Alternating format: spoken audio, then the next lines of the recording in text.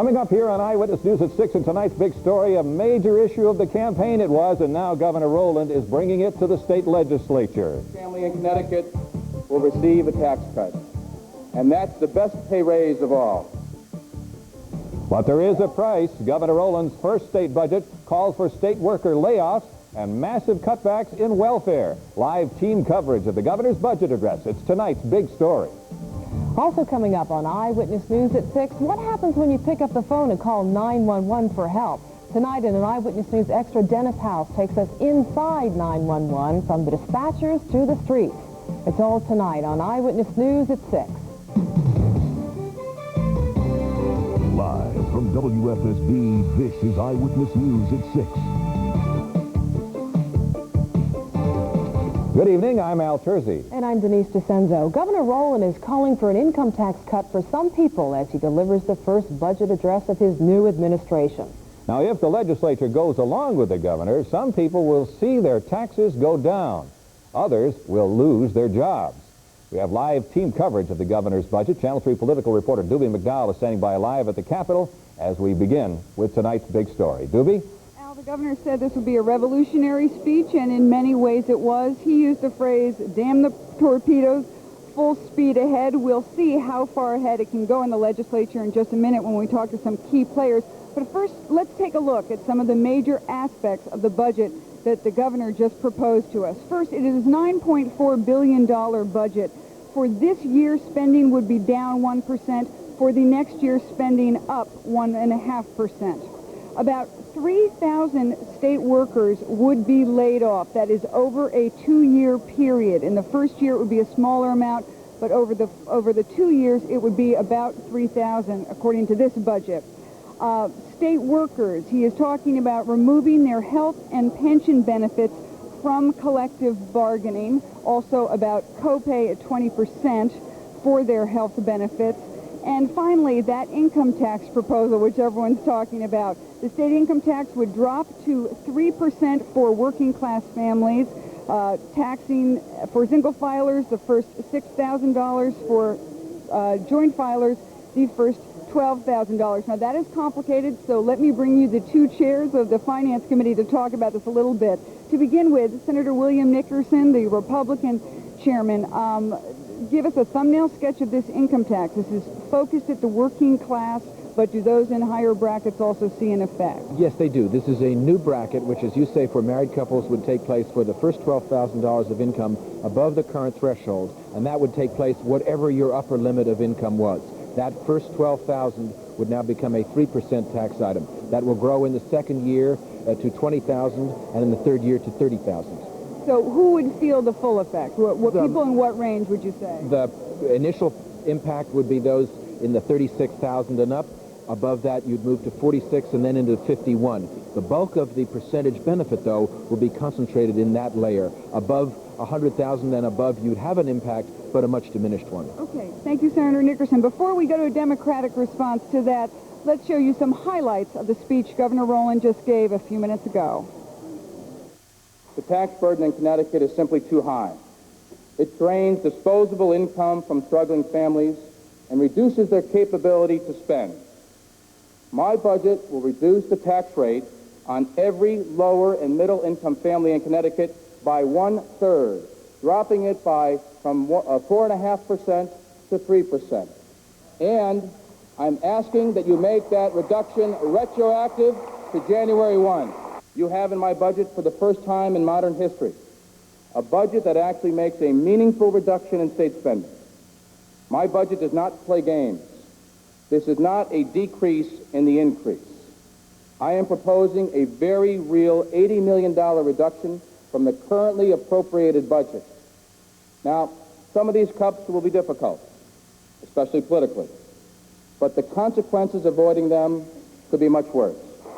However, under this proposal, benefits will be limited to 18 months, and no additional benefits will be provided for additional children, because in the real world, you don't get paid more to have more children. We also need to bring more balance to the collective bargaining process.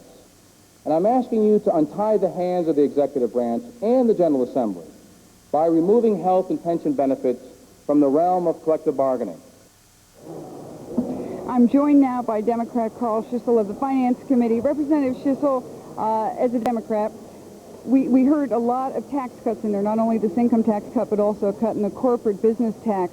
Did you hear enough spending cuts in there in order to offset that lack of revenue? Well, we haven't received the details yet from the governor on the Democratic side of the aisle. That's where the success or failure of this proposal is going to lie. Where can we find these cuts? How can we establish a spending bottom line that will enable us to make the tax changes we need, be they income, corporate, or property tax changes? Let me just ask you, anything you heard just a few minutes ago where you said, no way that's going to happen? Well, nothing in particular is DOA, but I'll get back to you on that. Okay, I'm sure we'll hear a lot about that. Thanks a lot, Representative Carl Schissel. A lot more to plow through here with this budget. We'll have more for you later on. Back to you, Al.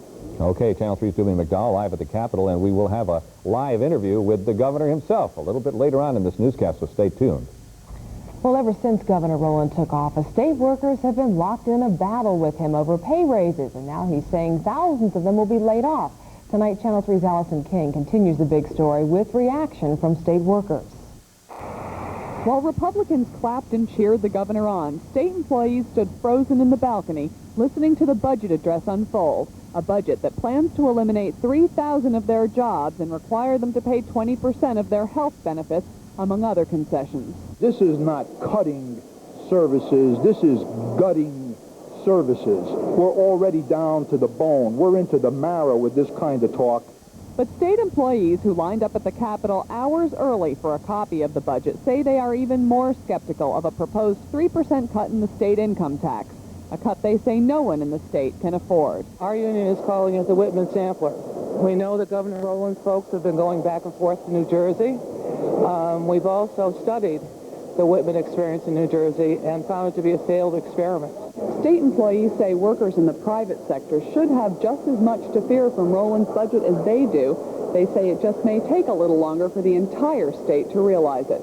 At the state capitol, Alison King, Channel 3, Eyewitness News. Now, while the governor is proposing state worker layoffs, he's also calling for the hiring of more than 600 new workers to staff Connecticut prisons and the Department of Children and Families. So what did you think of the governor's budget message?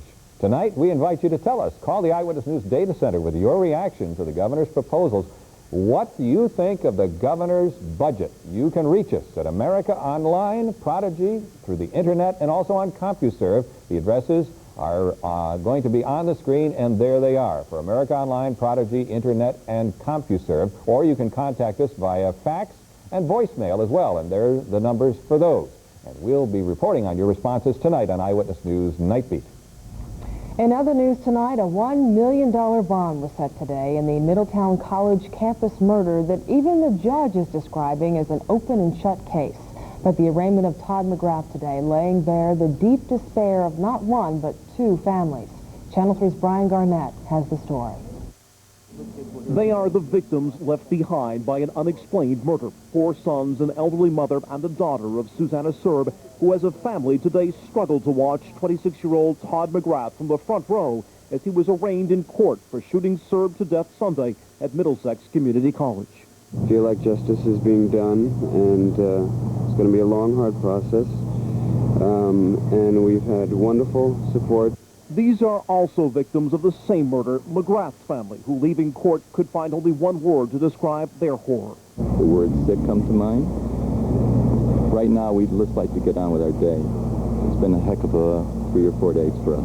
McGrath's arrest warrant lays out how, as the security guard on campus last Sunday, he'd let Mrs. Serb into this building to clean out her husband's belongings.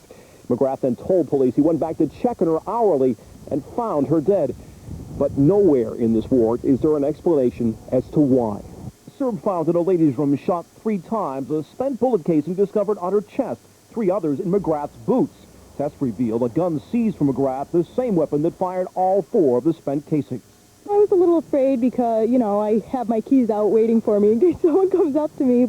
Closed for 2 days by the investigation, the college reopening today. Now State Police Patrol hoping to restore the security a guard is accused of destroying. My son says he is innocent, and we're going to stick with him. We're going to deal with this.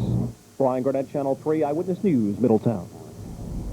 McGrath's arrest warrant says he'd been warned in writing by his employer, Pinkerton Security, not to carry a gun on the job. Pinkerton says the matter is under internal investigation and they are cooperating with police. And a major drug bust makes news along the shoreline tonight. Authorities say they have penetrated what they call a drug ring that has been operating for 5 years now. 16 people are arrested. Police have seized $225,000 worth of heroin, $15,000 worth of cocaine, and as you can see, lots of cash. This culminates a 6-month investigation by the statewide Narcotics Task Force. Well, we still have more on the governor's budget address. Coming up next, we'll go back to the Capitol, where Channel 3's Duby McDowell will have a live interview with the governor. Plus, in an Eyewitness News Extra, see what happens once your 911 call gets to the dispatcher. Emergency 911. All right, I'll talk to you later.